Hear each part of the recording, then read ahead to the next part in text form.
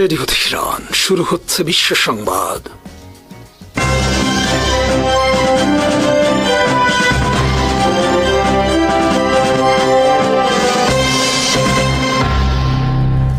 শুরুতেই সংবাদ শিরোনাম।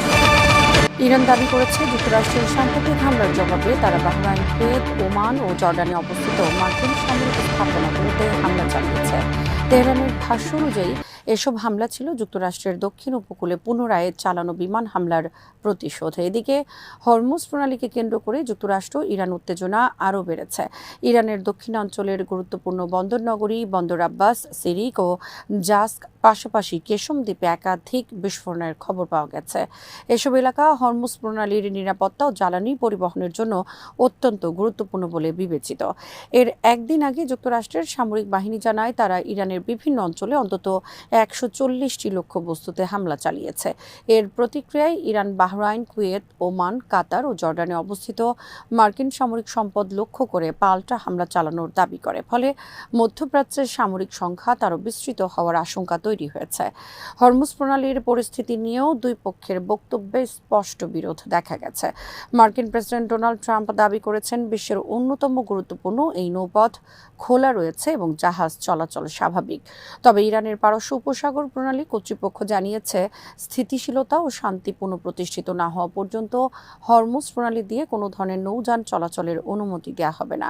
বিশ্বের উল্লেখযোগ্য অংশের তেল ও গ্যাস রপ্তানি হরমুজ প্রণালী দিয়ে পরিবাহিত হওয়ায় এই উত্তেজনা আন্তর্জাতিক জ্বালানি বাজার ও বৈশ্বিক বাণিজ্যের উপর বড় ধরনের প্রভাব ফেলতে পারে।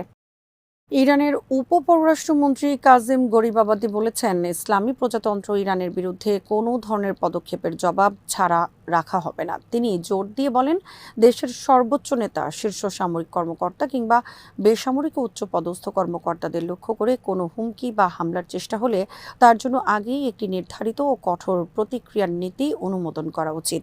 সামাজিক যোগাযোগ মাধ্যমে দেয়া এক বার্তায় গরিবাবাদি বলেন, ইরানের বিরুদ্ধে যে কোনো সামরিক আগ্রাসনের ক্ষেত্রে চূর্ণ বিচূর্ণ করে জবাব দেওয়ার কৌশল অব্যাহত রাখা অপরিহার্য। তার মতে এমন একটি ব্যবস্থা থাকা উচিত যাতে ভবিষ্যতে সংকট তৈরি হলে তাৎক্ষণিক ও দৃঢ় প্রতিক্রিয়া জানানো সম্ভব হয়। তিনি প্রস্তাব করেন, ইরানের পার্লামেন্ট অথবা সর্বোচ্চ জাতীয় নিরাপত্তা পরিষদ এমন একটি নীতিমালা অনুমোদন করুক যেখানে আগে থেকেই নির্ধারণ করে রাখা হবে ইসলামী বিপ্লবের সর্বোচ্চ নেতা, শীর্ষ সামরিক কর্মকর্তা বা বেসামরিক নেতাদের বিরুদ্ধে কোনো বিদ্বেষমূলক পদক্ষেপ নেওয়া হলে রাষ্ট্র কী ধরনের কঠোর ও অনুতাপজনক জবাব দেবে। গরিবাবাদি আরও বলেন, ইরানের বিরুদ্ধে কোনো পদক্ষেপই জবাবহীন থাকা উচিত নয়। তার এই বক্তব্যে স্পষ্টভাবে প্রতিরোধমূলক নীতির উপর জোর দেওয়া হয়েছে এবং সম্ভাব্য প্রতিপক্ষকে আগাম সতর্ক বার্তা দেওয়ার চেষ্টা লক্ষ্য করা যায়। তার এই মন্তব্য এমন এক সময় এসেছে যখন ইরান ও যুক্তরাষ্ট্রের মধ্যে কয়েকদিন ধরে তীব্র সামরিক উত্তেজনা চলছে। যুক্তরাষ্ট্র ইরানের দক্ষিণাঞ্চলে একাধিক স্থানে হামলা চালানোর পর ইরান পাল্টা জবাবে অঞ্চলের বিভিন্ন দেশে অবস্থিত মার্কিন সামরিক ঘাঁটিতে ব্যালিস্টিক ক্ষেপণাস্ত্র নিক্ষেপ করেছে। সাম্প্রতিক এই সংঘাত মধ্যপ্রাচ্যের নিরাপত্তা পরিস্থিতিকে আরও অস্থির করে তুলেছে এবং উভয় পক্ষের পাল্টাপাল্টি সামরিক পদক্ষেপ আন্তর্জাতিক উদ্বেগ বাড়িয়েছে। ইরানের পররাষ্ট্র মন্ত্রণালয় আজ ভোরে এক বিবৃতিতে অভিযোগ করেছে যে যুক্তরাষ্ট্র যুদ্ধবিরতি চুক্তির প্রায় সব শর্ত লঙ্ঘন করেছে। একই সঙ্গে গত একদিনে ইরানের বিভিন্ন স্থানে যুক্তরাষ্ট্রের নতুন হামলার তীব্র নিন্দা জানিয়ে তেহরান বলেছে, এসব হামলা আন্তর্জাতিক আইন ও জাতিসংঘ সনদের সুস্পষ্ট লঙ্ঘন। বিবৃতিতে বলা হয়, যুদ্ধ বন্ধের জন্য সমঝোতা স্মারক স্বাক্ষরের মাত্র 25 দিনের মধ্যেই যুক্তরাষ্ট্র প্রকাশ্যে চুক্তির অধিকাংশ ধারা ভঙ্গ করেছে। ইরানের দাবি, যুক্তরাষ্ট্রের হামলায় দেশটির পরিবহন অবকাঠামো, মাছ ধরার নৌযান, পণ্যবাহী জাহাজ এবং বেসামরিক স্থাপনা লক্ষ্যবস্তু হয়েছে, যা জঘন্য যুদ্ধাপরাধের শামিল। তেহরান আরও অভিযোগ করেছে, হরমুজ প্রণালীতে চলাচল ও ট্রানজিট ব্যবস্থাপনায় যুক্তরাষ্ট্র সরাসরি হস্তক্ষেপ করেছে। এর ফলে ওই অঞ্চলে আবারও নিরাপত্তাহীনতা সৃষ্টি হয়েছে এবং আন্তর্জাতিক বাণিজ্যিক নৌ পরিবহন ব্যাহত হয়েছে। ইরান পারস্য উপসাগরের দক্ষিণ উপকূলবর্তী প্রতিবেশী দেশগুলোকেও সতর্ক করে বলেছে, যুক্তরাষ্ট্র তাদের ভূখণ্ড ও সামরিক স্থাপনা ব্যবহার করে ইরানের বিরুদ্ধে হামলার প্রস্তুতি নিচ্ছে।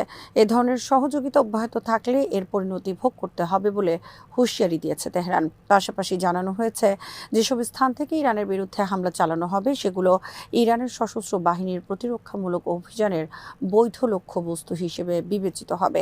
এদিকে মার্কিন প্রেসিডেন্ট ডোনাল্ড ট্রাম্পের মাস্কাটে অনুষ্ঠিত আলোচনার ফলাফল নিয়ে দেয়া বক্তব্যকে সম্পূর্ণ মিথ্যা ও হতাশাজনিত বলে আখ্যা দিয়েছে ইরান। দেশটির দাবি, ওই আলোচনা মূলত হরমুজ প্রণালী ও ট্রানজিট ব্যবস্থাপনা নিয়ে ছিল এবং যুক্তরাষ্ট্র প্রকাশ্য ও গোপন চাপ প্রয়োগ করে কোনো ইতিবাচক ফল আসতে দেয়নি। বিবৃতির শেষাংশে ইরান জাতিসংঘ মহাসচিব ও নিরাপত্তা পরিষদের প্রতি আহ্বান জানিয়ে বলেছে, যুক্তরাষ্ট্রের কথিত আন্তর্জাতিক আইন লঙ্ঘনের ঘটনায় দায়ীদের জবাবদিহির আওতায় এনে উপযুক্ত শাস্তির ব্যবস্থা করতে হবে। ইসরায়েলের পার্লামেন্ট নেসেটের পরবর্তী নির্বাচন 2026 সালের 27 অক্টোবর অনুষ্ঠিত হবে। দেশটির গণমাধ্যম জানিয়েছে, বর্তমান নেসেটের তার পূর্ণ 5 বছরের মেয়াদ সম্পন্ন করবে এবং নির্ধারিত সময়ের আগেই ভেঙে দেওয়া হবে না। নেসেটের হাউস কমিটির বৈঠকে আইন বিষয়ক উপদেষ্টা সাগিদ আফিক বলেন, বর্তমান পার্লামেন্টের পূর্ণ মেয়াদ শেষ হবে এবং আইন অনুযায়ী নির্ধারিত 27 অক্টোবর 2026 তারিখেই নির্বাচন অনুষ্ঠিত হবে। ফলে আগাম নির্বাচনের সম্ভাবনা আপাতত নেই। ইসরায়েলের রাজনৈতিক ইতিহাসে এটি একটি গুরুত্বপূর্ণ ঘটনা হিসেবে দেখা হচ্ছে, কারণ 1988 সালের পরেই প্রথম দেশটিতে নির্ধারিত সময়সূচি অনুযায়ী নেসেটে নির্বাচন অনুষ্ঠিত হতে যাচ্ছে। 1988 সালের পর গঠিত প্রতিটি নেসেটেই বিভিন্ন রাজনৈতিক সংকট, জোট সরকারের ভাঙন, অনাস্থা এবং দলীয় মতপার্থক্যের কারণে পূর্ণ মেয়াদ শেষ হওয়ার আগেই বিলুপ্ত হয়েছে। গত কয়েক দশকে ইসরায়েলে বারবার আগাম নির্বাচন অনুষ্ঠিত হয়েছে, যা দেশটির রাজনৈতিক অস্থিরতার প্রতীক হিসেবে বিবেচিত হয়। তবে বর্তমান নেসেট পূর্ণ মেয়াদ সম্পন্ন করতে পারলে তা রাজনৈতিক স্থিতিশীলতার একটি উল্লেখযোগ্য দৃষ্টান্ত হিসেবে বিবেচিত হবে। 2026 সালের নির্বাচনকে ঘিরে দেশটির প্রধান রাজনৈতিক দলগুলো ইতোমধ্যে নিজেদের কৌশল নির্ধারণের প্রস্তুতি শুরু করেছে। মার্কিন সেন্ট্রাল কমান্ড সেন্টকম জানিয়েছে, তারা ইরানের বিরুদ্ধে সর্বশেষ সামরিক অভিযানের একটি নতুন ধাপ সম্পন্ন করেছে। সেন্টকমের দাবি অনুযায়ী অভিযানে ইরানের বিভিন্ন স্থানে অবস্থিত কয়েক ডজন লক্ষ্যবস্তুতে নির্ভুল অস্ত্র ব্যবহার করে হামলা চালানো হয়েছে। আজ সামাজিক যোগাযোগ মাধ্যম এক্সে প্রকাশিত এক বিবৃতিতে সেন্টকম জানায়, এই অভিযানের উদ্দেশ্য ছিল হরমুজ প্রণালীর মধ্য দিয়ে আন্তর্জাতিক জাহাজ চলাচলের উপর হামলা চালানোর সক্ষমতা দুর্বল করে দেয়া। সংস্থাটি দাবি করে, ইরানের সামরিক অবকাঠামো লক্ষ্য করেই এই হামলা পরিচালিত হয়েছে। সেন্টকমের তথ্য অনুযায়ী অভিযানে মার্কিন যুদ্ধবিমান, নৌবাহিনীর যুদ্ধজাহাজ এবং ড্রোন অংশ নেয়। হামলায় ইরানের আকাশ প্রতিরক্ষা ব্যবস্থা, উপকূলীয় রাডার স্থাপনা এবং সামরিক কাজে ব্যবহৃত বিভিন্ন নৌযানকে লক্ষ্যবস্তু করা হয়েছে। যুক্তরাষ্ট্রের দাবি, এসব হামলায় নির্ভুল নির্দেশিত গোলাবারুদ ব্যবহার করা হয়েছে যাতে নির্ধারিত সামরিক লক্ষ্যবস্তুতে আঘাত হানা যায়। তবে হামলায় কী পরিমাণ ক্ষয়ক্ষতি হয়েছে বা কতগুলো স্থাপনা ধ্বংস হয়েছে সে বিষয়ে সেন্টকম বিস্তারিত কোনো তথ্য প্রকাশ করেনি। একই সঙ্গে অভিযানে মার্কিন বাহিনীর কোনো ক্ষয়ক্ষতি হয়েছে কিনা তাও উল্লেখ করা হয়নি। অন্যদিকে এই প্রতিবেদন লেখা পর্যন্ত ইরানের পক্ষ থেকে হামলার ব্যাপ্তি, ক্ষয়ক্ষতি কিংবা সেন্টকমের দাবির বিষয়ে আনুষ্ঠানিক কোনো মন্তব্য পাওয়া যায়নি। এই হামলার ফলে মধ্যপ্রাচ্যে চলমান উত্তেজনা আরও বাড়তে পারে বলে বিশ্লেষকদের আশঙ্কা। বিশেষ করে বিশ্ব জ্বালানি সরবরাহের অন্যতম গুরুত্বপূর্ণ পথ হরমুজ প্রণালীকে কেন্দ্র করে সামরিক উত্তেজনা বৃদ্ধি আন্তর্জাতিক বাণিজ্য ও আঞ্চলিক নিরাপত্তার উপর নতুন করে প্রভাব ফেলতে পারে। পরিস্থিতির পরবর্তী অগ্রগতি এখন ইরানের প্রতিক্রিয়া এবং উভয় পক্ষের পরবর্তী পদক্ষেপের উপর নির্ভর করবে। ইরানের ইসলামী বিপ্লবী গার্ড বাহিনী আইআরজিসি দাবি করেছে, সোমবার তারা বাহরাইনে যুক্তরাষ্ট্রের সামরিক স্থাপনা এবং ওমানের দুটি সংবেদনশীল রাডার স্টেশনে সফল হামলা চালিয়েছে। একই সঙ্গে আইআরজিসি সতর্ক করে বলেছে, হরমুজ প্রণালীতে জাহাজ চলাচল স্বাভাবিক হতে হলে যুক্তরাষ্ট্রকে ওই অঞ্চলে সামরিক হস্তক্ষেপ বন্ধ করতে হবে এবং উপকূলীয় দেশগুলোর সার্বভৌমত্বের প্রতি সম্মান দেখাতে হবে। আজ প্রকাশিত দিনের পঞ্চম বিবৃতিতে আইআরজিসি জানায়, তাদের নৌবাহিনী বাহরাইনের জুফাইর এলাকায় অবস্থিত মার্কিন সামরিক স্থাপনা এবং সংশ্লিষ্ট অবকাঠামো লক্ষ্য করে হামলা চালায়। বিবৃতিতে দাবি করা হয়, হামলার পর লক্ষ্যবস্তু এলাকায় আগুন জ্বলতে দেখা গেছে এবং মার্কিন সামরিক অবকাঠামোর উল্লেখযোগ্য ক্ষয়ক্ষতি হয়েছে। একই অভিযানে ওমানে অবস্থিত দুটি গুরুত্বপূর্ণ রাডার ব্যবস্থাও ধ্বংস করা হয়েছে বলে দাবি করেছে আইআরজিসি। এর মধ্যে একটি ছিল দূরপাল্লার এফপিএস আকাশ নজরদারি রাডার এবং অন্যটি জাহাজ শনাক্তকরণে ব্যবহৃত ভেসেল ডিটেকশন রাডার। এসব রাডার ধ্বংসের মাধ্যমে উপসাগরীয় অঞ্চলে যুক্তরাষ্ট্র ও তার মিত্রদের নজরদারি সক্ষমতায় আঘাত হানা হয়েছে বলে বিবৃতিতে উল্লেখ করা হয়। আইআরজিসি তাদের বিবৃতিতে যুক্তরাষ্ট্রের বিরুদ্ধে অমানবিক আচরণের অভিযোগও তোলে। তাদের দাবি, সাম্প্রতিক মার্কিন হামলায় ইরানের মাহশাহর শহরের একটি কৃষি সেচ প্রকল্পে ব্যবহৃত পানির পাম্প লক্ষ্যবস্তুতে পরিণত হয়েছে। এই ঘটনাকে বেসামরিক অবকাঠামোর উপর হামলা হিসেবে বর্ণনা করে আইআরজিসি এর তীব্র নিন্দা জানায়। হরমুজ প্রণালী প্রসঙ্গে আইআরজিসি জানায়, বিশ্বের অন্যতম গুরুত্বপূর্ণ এই নৌপথে জাহাজ চলাচল পুনরায় স্বাভাবিক করার একমাত্র উপায় হল যুক্তরাষ্ট্রের সামরিক হস্তক্ষেপের অবসান। বিবৃতিতে বলা হয়, হরমুজ প্রণালী পুনরায় জাহাজ চলাচলের জন্য খুলে দেওয়ার একমাত্র পথ হল এই প্রণালীতে আগ্রাসী মার্কিন বাহিনীর হস্তক্ষেপ বন্ধ হওয়া এবং উপকূলীয় রাষ্ট্রগুলোর নিজ নিজ উপকূলীয় জলসীমার উপর সার্বভৌম অধিকারের প্রতি সম্মান প্রদর্শন করা। আইআরজিসি আরও সতর্ক করে জানায়, যদি যুক্তরাষ্ট্র এই অঞ্চলে সামরিক উপস্থিতি ও হস্তক্ষেপ অব্যাহত রাখে তাহলে বৈশ্বিক জ্বালানি বাজারে আরও বড় ধরনের অস্থিরতা সৃষ্টি হতে পারে। তাদের ভাষায়, মার্কিন কর্মকাণ্ড অব্যাহত থাকলে তেল ও গ্যাসের বিশ্বে আরও বড় ঘটনা ঘটতে পারে। তবে আইআরজিসির উত্থাপিত এসব দাবির বিষয়ে তাৎক্ষণিকভাবে যুক্তরাষ্ট্র, বাহরাইন বা ওমানের পক্ষ থেকে কোনো আনুষ্ঠানিক প্রতিক্রিয়া পাওয়া যায়নি। স্বাধীন কোনো আন্তর্জাতিক সূত্র এখন পর্যন্ত বাহরাইনের মার্কিন স্থাপনা বা ওমানের রাডার স্টেশন ধ্বংস হওয়ার দাবি যাচাই করতে পারেনি। বিশ্লেষকদের মতে, আইআরজিসির এই বিবৃতি পারস্য উপসাগর ও হরমুজ প্রণালীকে কেন্দ্র করে চলমান উত্তেজনা আরও বাড়িয়ে দিতে পারে। বিশ্বের সামুদ্রিক তেল পরিবহনের একটি বড় অংশ হরমুজ প্রণালী দিয়ে পরিচালিত হয়। ফলে এই অঞ্চলে সামরিক সংঘাত বা নৌ চলাচলে বিঘ্ন সৃষ্টি হলে আন্তর্জাতিক জ্বালানি সরবরাহ, তেলের দাম এবং বৈশ্বিক বাণিজ্যের উপর তাৎপর্যপূর্ণ প্রভাব পড়তে পারে। বর্তমান পরিস্থিতিতে ইরান ও যুক্তরাষ্ট্রের মধ্যে পাল্টাপাল্টি সামরিক অভিযান এবং কঠোর বক্তব্য আঞ্চলিক নিরাপত্তা পরিস্থিতিকে আরও অনিশ্চিত করে তুলেছে। একই সঙ্গে হরমুজ প্রণালীকে ঘিরে নতুন করে উত্তেজনা সৃষ্টি হওয়ায় আন্তর্জাতিক সম্প্রদায় পরিস্থিতি নিবিড়ভাবে পর্যবেক্ষণ করছে। উত্তর কোরিয়া যুক্তরাষ্ট্র ও তার মিত্রদের বিরুদ্ধে সামরিক জোট শক্তিশালী করা এবং অস্ত্র প্রতিযোগিতা ত্বরান্বিত করার অভিযোগ এনে তীব্র সমালোচনা করেছে।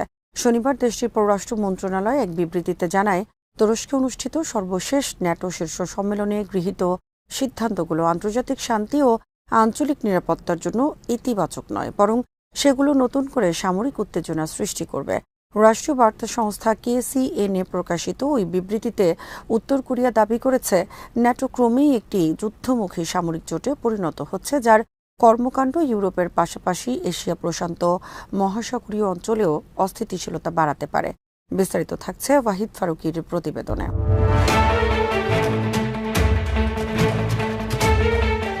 বিবৃতিতে পিয়ংইয়ং অভিযোগ করে, ন্যাটো নেতারা উত্তর কোরিয়ার সার্বভৌম অধিকার প্রয়োগকে ইচ্ছাকৃতভাবে আন্তর্জাতিক নিরাপত্তার জন্য হুমকি হিসেবে তুলে ধরছেন।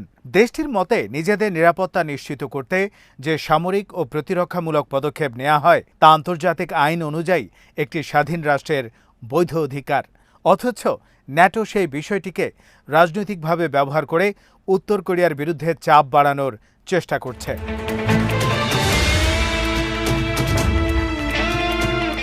উত্তর কোরিয়ার পররাষ্ট্র মন্ত্রণালয় আরও দাবি করে, সাম্প্রতিক ন্যাটো সম্মেলনে সদস্য দেশগুলোর প্রতিরক্ষা ব্যয় বৃদ্ধি, নতুন অস্ত্র সংগ্রহ এবং প্রশান্ত এশিয়া মহাসাগরীয় অঞ্চলে যুক্তরাষ্ট্রের মিত্রদের সঙ্গে সামরিক সহযোগিতা সম্প্রসারণের উপর বিশেষ গুরুত্ব দেওয়া হয়েছে। পিয়ংইয়ংয়ের ভাষ্য অনুযায়ী এসব উদ্যোগ জোটভিত্তিক সংঘাতকে আরও উস্কে দেবে এবং বিশ্বকে নতুন অস্ত্র প্রতিযোগিতার দিকে ঠেলে দেবে।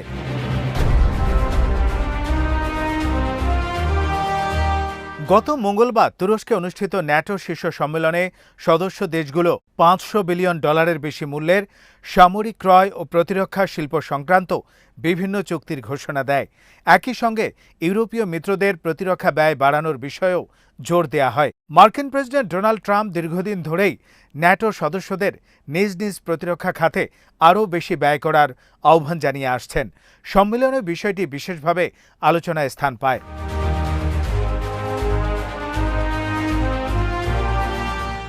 এদিকে সম্মেলনের ফাঁকে দক্ষিণ কোরিয়ার president Lee Jae Miyong NATO সদস্যদের সঙ্গে প্রতিরক্ষা সহযোগিতা আরও সম্প্রসারণের আগ্রহ প্রকাশ করেন। তিনি বলেন, গবেষণা ও উন্নয়ন, অত্যাধুনিক সামরিক প্রযুক্তি, প্রতিরক্ষা শিল্প এবং অস্ত্র উৎপাদনের মতো ক্ষেত্রে সিওল ন্যাটোর সদস্য দেশগুলোর সঙ্গে ঘনিষ্ঠভাবে কাজ করতে চায়।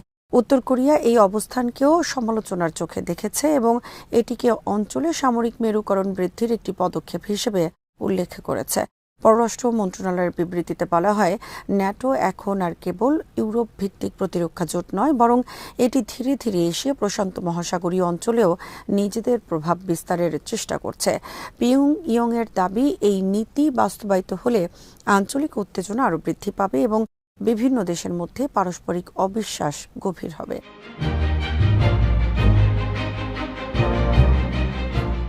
পারমাণবিক ইস্যুতেও নিজেদের অবস্থান পুনর্ব্যক্ত করেছে উত্তর কোরিয়া। দেশটি জানিয়েছে, পশ্চিমা দেশগুলো দীর্ঘদিন ধরে উত্তর কোরিয়াকে পারমাণবিক অস্ত্র ত্যাগের জন্য চাপ দিয়ে এলেও বর্তমান পরিস্থিতিতে সেই আলোচনা কার্যত অর্থহীন হয়ে পড়েছে। পিয়ংইয়ংয়ের মতে, নিরস্ত্রীকরণ নিয়ে আলোচনা করতে হলে প্রথমে যুক্তরাষ্ট্রের নিরাপত্তা ছাতার আওতায় দক্ষিণ কোরিয়া ও জাপানের সামরিক সক্ষমতা বৃদ্ধি এবং ন্যাটোর পারমাণবিক অস্ত্র ভাগাভাগি কর্মসূচির বিষয়গুলো বিবেচনায় নিতে হবে।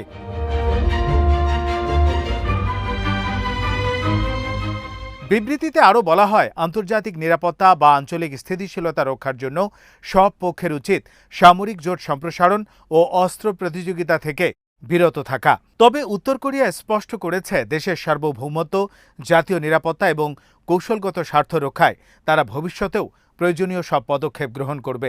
একই সঙ্গে পিয়ংইয়ং দাবি করেছে, তারা দায়িত্বশীলভাবে নিজেদের সার্বভৌম অধিকার প্রয়োগের মাধ্যমে আঞ্চলিক শান্তি ও স্থিতিশীলতা বজায় রাখতে প্রতিশ্রুতিবদ্ধ।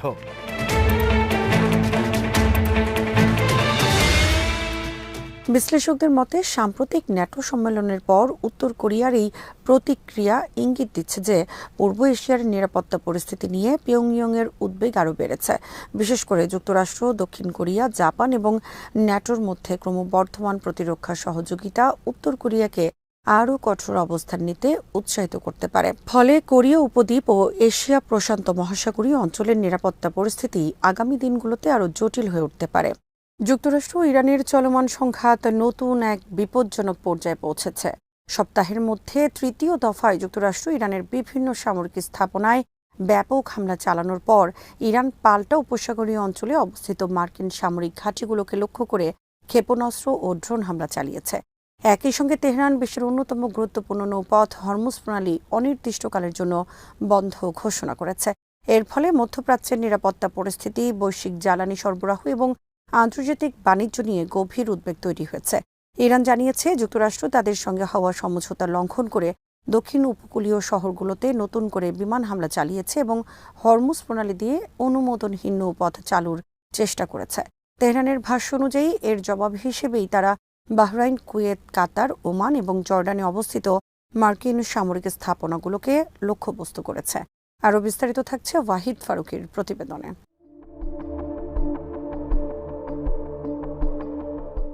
ইরানের পার্লামেন্ট স্পিকার মোহাম্মদ বাকের গালিবাফ বলেছেন, একতরফা চুক্তির যুগ শেষ হয়েছে এবং যুক্তরাষ্ট্রকে প্রতিশ্রুতি ভঙ্গের মূল্য দিতে হবে। গত সপ্তাহে মার্কিন প্রেসিডেন্ট ডোনাল্ড ট্রাম্প যুদ্ধবিরতি কার্যত শেষ হয়ে গেছে বলে ঘোষণা দেওয়ার পর থেকেই পরিস্থিতি দ্রুত অবনতির দিকে যেতে থাকে। এর আগে হরমুজ প্রণালীতে 3টি বাণিজ্যিক জাহাজে হামলার ঘটনাকে কেন্দ্র করে উত্তেজনা আরও বেড়ে যায়। এরপর যুক্তরাষ্ট্র ইরানের বিভিন্ন সামরিক লক্ষ্যবস্তুতে হামলা চালায় এবং ইরান পাল্টা উপসাগর জুড়ে মার্কিন ঘাঁটিগুলোতে আক্রমণ করে। সর্বশেষ অভিযানে যুক্তরাষ্ট্রের সেন্ট্রাল কমান্ড সেনকম জানিয়েছে, তারা প্রায় 140টি সামরিক লক্ষ্যবস্তুতে হামলা চালিয়েছে। এসবের মধ্যে ছিল ক্ষেপণাস্ত্র ও ড্রোন ঘাঁটি, নৌ সক্ষমতা, গোলাবারুদ সংরক্ষণাগার, যোগাযোগ ব্যবস্থা এবং উপকূলীয় নজরদারি কেন্দ্র।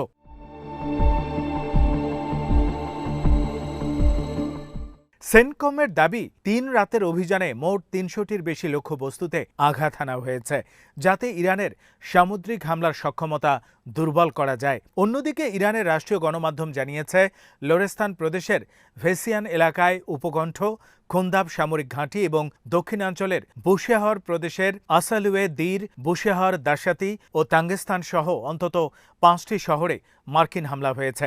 এসব হামলার ক্ষয়ক্ষতির পরিমাণ এখনও মূল্যায়ন করা হচ্ছে বলে ইরান জানিয়েছে।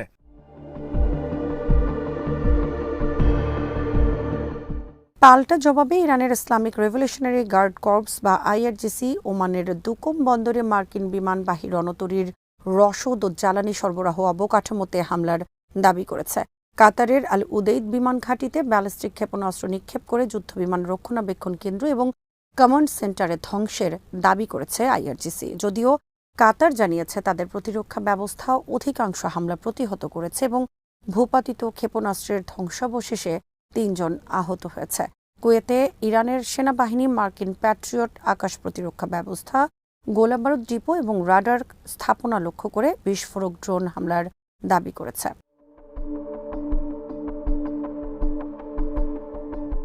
বাহরাইনে মার্কিন যোগাযোগ ও রাডার ব্যবস্থা এবং জর্ডানের প্রিন্স হাসান বিমান ঘাঁটিতেও হামলার দাবি করেছে আইআরজিসি। হরমুজ প্রণালী ঘিরেও পরিস্থিতি আরও জটিল হয়েছে। ইরান জানিয়েছে অনুমোদনহীন নৌপথ ব্যবহার করায় একটি জাহাজে সতর্কতামূলক গুলি চালানো হয়েছে এবং আরেকটি জাহাজ অচল করে দেয়া হয়েছে। তেহরানের ঘোষণা অনুযায়ী যুক্তরাষ্ট্রের হস্তক্ষেপ বন্ধ না হওয়া পর্যন্ত হরমুজ প্রণালী বন্ধই থাকবে। বিশ্বের মোট জ্বালানি পরিবহনের প্রায় 20% এই সংকীর্ণ জলপথ দিয়ে হওয়ায় এর বন্ধ হয়ে যাওয়া আন্তর্জাতিক বাজারে বড় ধরনের প্রভাব ফেলতে পারে। ইরানের দাবি, হরমুজে কেবল তাদের অনুমোদিত নৌপথ ব্যবহার করা যাবে এবং এই জলপথের ব্যবস্থাপনা শুধু ওমানের সঙ্গে সমন্বয় করেই পরিচালিত হবে।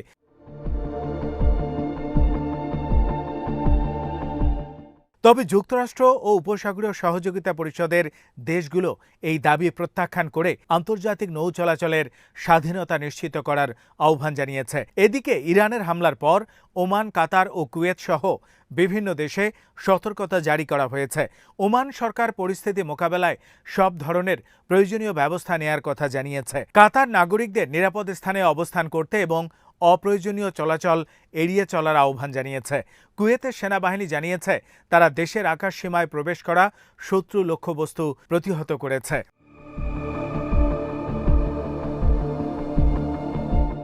সব মিলিয়ে মধ্যপ্রাচ্যে চলমান এই সংঘাত এখন এমন এক পর্যায়ে পৌঁছেছে যেখানে সামান্য ভুল হিসাবেও পুরো অঞ্চলকে আরও বিস্তৃত যুদ্ধে ঠেলে দিতে পারে এবং বৈশ্বিক অর্থনীতি ও জ্বালানি নিরাপত্তার উপর এর সুদূর প্রসারী প্রভাব পড়ার আশঙ্কা তৈরি হয়। ভিয়েনায় আন্তর্জাতিক সংস্থাগুলোর কাছে রাশিয়ার স্থায়ী প্রতিনিধি মিখাইল উলিয়ানভ সতর্ক করে বলেছেন, বিশ্বের যে কোনো পারমাণবিক স্থাপনায় হামলা আন্তর্জাতিক আইনের গুরুতর লঙ্ঘন এবং এটি একটি অপরাধ হিসেবে বিবেচিত হবে। তিনি বিশেষভাবে ইরানের বুশেহর পারমাণবিক বিদ্যুৎ কেন্দ্রের নিরাপত্তা নিয়ে উদ্বেগ প্রকাশ করে বলেছেন, এ ধরনের স্থাপনায় হামলা হলে শুধু ইরান নয়, সমগ্র পারস্য উপসাগরীয় অঞ্চলের জন্য ভয়াবহ মানবিক ও পরিবেশগত বিপর্যয় সৃষ্টি হতে পারে। রোববার গভীর রাতে সামাজিক যোগাযোগ মাধ্যম এক্সে দেয়া এক পোস্টে উলিয়ানভ বলেন, পারমাণবিক স্থাপনায় যে কোনো হামলা একটি অপরাধ এবং আন্তর্জাতিক আইনের চরম লঙ্ঘন। বুশেহর পারমাণবিক বিদ্যুৎ কেন্দ্রে হামলা হলে পারস্য উপসাগরীয় দেশগুলোর জন্য বিপর্যয়কর পরিণতি হতে পারে। এ ধরনের হামলা অবশ্যই বন্ধ করতে হবে। তার এই মন্তব্য আসে সামাজিক যোগাযোগ মাধ্যমে বুশেহর পারমাণবিক বিদ্যুৎ কেন্দ্রের কিছু অংশে হামলার দাবি ছড়িয়ে পড়ার পর। এসব দাবি এমন এক সময়ে সামনে আসে যখন যুক্তরাষ্ট্র ও ইরানের মধ্যে উত্তেজনা নতুন করে বৃদ্ধি পেয়েছে। বিভিন্ন প্রতিবেদনে বলা হয়, হরমুজ প্রণালীতে মার্কিন কর্মকাণ্ড এবং ইরানের নৌবাহিনীর পাল্টা তৎপরতার জেরে পরিস্থিতি আরও জটিল হয়ে উঠেছে। তবে হামলার এসব দাবি দৃঢ়ভাবে প্রত্যাখ্যান করেছে Atomic Energy Organization of Iran.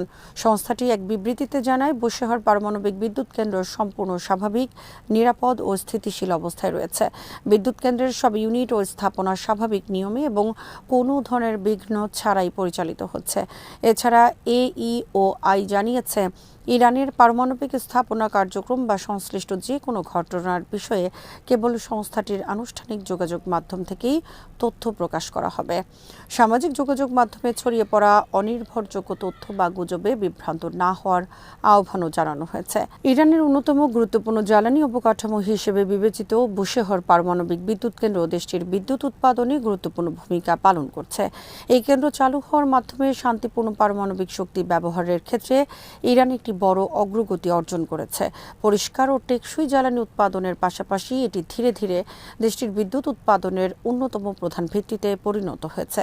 বিশেষ করে অর্থনৈতিক নিষেধাজ্ঞা ও জ্বালানি খাতে বহিরাগত চাপের প্রেক্ষাপটে বুশেহর বিদ্যুৎ কেন্দ্রকে ইরানের জাতীয় নিরাপত্তা ও জ্বালানি নিরাপত্তার একটি কৌশলগত সম্পদ হিসেবে দেখা হচ্ছে। কেন্দ্রটির নিট উৎপাদন সক্ষমতা 915 মেগাওয়াট এবং সরকারি তথ্য অনুযায়ী এটি বছরে প্রায় 6 থেকে 7 টেরাওয়াট ঘণ্টা বিদ্যুৎ উৎপাদন করে জাতীয় গ্রিডে সরবরাহ করে। বুশেহর প্রকল্পের প্রথম ধাপ রাশিয়ার সহযোগিতায় নির্মিত হয় এবং এটি 1000 মেগাওয়াট বিদ্যুৎ উৎপাদনের জন্য নকশা করা হয়েছে। সরকারি হিসাব অনুযায়ী কেন্দ্রটি চালুর পর থেকে এখন পর্যন্ত মোট 8 কোটি মেগাওয়াট ঘণ্টারও বেশি পারমাণবিক বিদ্যুৎ উৎপাদন করে ইরানের জাতীয় বিদ্যুৎ গ্রিডে সরবরাহ করেছে। সাম্প্রতিক উত্তেজনার মধ্যে বুশেহরকে ঘিরে ছড়িয়ে পড়া হামলার গুজব আন্তর্জাতিক পর্যায়ে উদ্বেগ সৃষ্টি করলেও ইরানি কর্তৃপক্ষ জোর দিয়ে বলছে বিদ্যুৎ কেন্দ্রটি নিরাপদ রয়েছে এবং এর কার্যক্রম সম্পূর্ণ স্বাভাবিকভাবে চলছে। একই সঙ্গে রাশিয়া পারমাণবিক স্থাপনাগুলোর নিরাপত্তা নিশ্চিত করতে আন্তর্জাতিক আইন মেনে চলার এবং যে কোনো সামরিক হামলা থেকে এসব স্থাপনাকে বিরত রাখার আহ্বান জানিয়েছে। চলমান বিশ্বকাপকে ঘিরে আন্তর্জাতিক ফুটবলের নিয়ন্ত্রক সংস্থা ফিফা এবং এর নেতৃত্বকে নিয়ে সমালোচনা ক্রমেই তীব্র হচ্ছে। বিশেষ করে যুক্তরাষ্ট্রের প্রেসিডেন্ট ডোনাল্ড ট্রাম্পের হস্তক্ষেপের পর এক মার্কিন ফুটবলারের নিষেধাজ্ঞা প্রত্যাহারের সিদ্ধান্ত বিশ্বজুড়ে বিতর্কের জন্ম দিয়েছে। একই সঙ্গে আর্জেন্টিনার বিপক্ষে মিশর ও কেপ ভার্দের ম্যাচে রেফারিদের সিদ্ধান্ত নিয়ে পক্ষপাতের অভিযোগও উঠেছে। এসব ঘটনা ফিফার নিরপেক্ষতা ও বিশ্বাসযোগ্যতা নিয়ে নতুন করে প্রশ্ন তুলেছে। আরও বিস্তারিত থাকছে ওয়াহিদ ফারুকীর প্রতিবেদনে।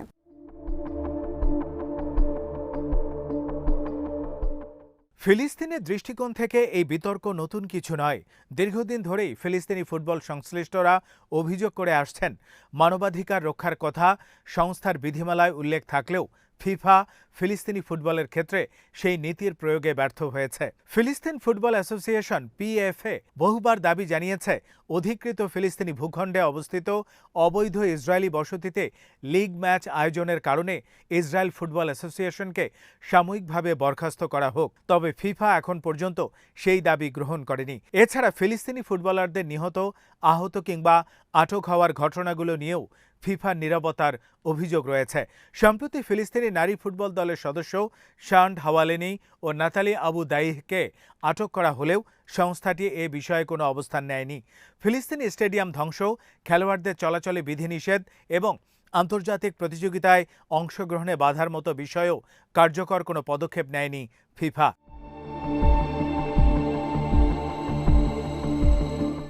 সমালোচকদের মতে ইসরায়েল ফুটবল অ্যাসোসিয়েশন শুধু দখলদারিত্ব ও বৈষম্যমূলক নীতিকে স্বাভাবিক করে তোলেনি, বরং যুদ্ধ সংক্রান্ত কর্মকাণ্ডে অংশ নেয়া ইসরায়েলি ফুটবলারদেরও প্রকাশ্যে অভিনন্দন জানিয়েছে। আন্তর্জাতিক বিচার আদালতের বিভিন্ন মতামত এবং জাতিসংঘের একাধিক প্রস্তাব থাকা সত্ত্বেও ফিফা পশ্চিম তীরের আইনি অবস্থানকে জটিল আন্তর্জাতিক আইনগত বিষয় হিসেবে উল্লেখ করে আসছে। সমালোচকদের ভাষ্য, এই অবস্থান ইসরায়েলের বক্তব্যের সঙ্গে সামঞ্জস্যপূর্ণ।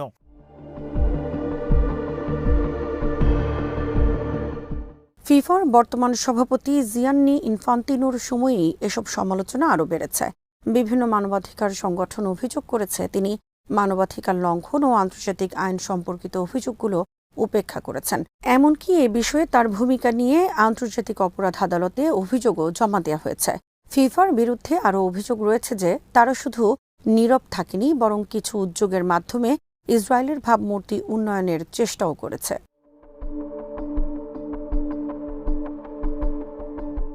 উদাহরণ হিসেবে বলা যায়, সম্প্রতি অনূর্ধ্ব 15 টুর্নামেন্টের উদ্বোধনী ম্যাচে ফিলিস্তিন ও ইসরায়েলকে মুখোমুখি করার প্রস্তাব দেওয়া হয়েছিল, যার উদ্দেশ্য হিসেবে শান্তি প্রতিষ্ঠার কথা বলা হয়।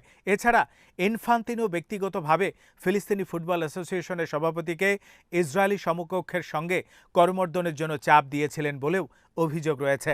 সমালোচকদের মতে এসব ঘটনার ফলে ফিফা একটি নিরপেক্ষ ক্রীড়া সংস্থা হিসেবে তার অবস্থান থেকে সরে এসেছে।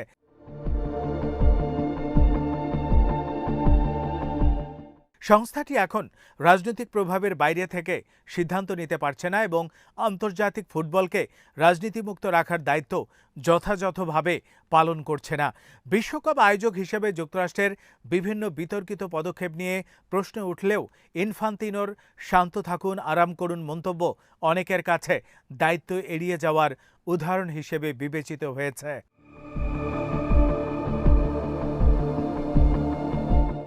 এমন পরিস্থিতি শুধু ফিফার প্রতি জনসাধারণের আস্থাকেই ক্ষতিগ্রস্ত করছে না, বরং আন্তর্জাতিক ফুটবলের সুনাম ও অন্তর্ভুক্তিমূলক চরিত্রকেও প্রশ্নের মুখে ফেলেছে। সমালোচকদের মতে বর্তমান ধারা অব্যাহত থাকলে ইনফান্তিনোর নেতৃত্বের উত্তরাধিকার বিতর্ক ও আস্থাহীনতার মধ্যেই সীমাবদ্ধ থাকবে।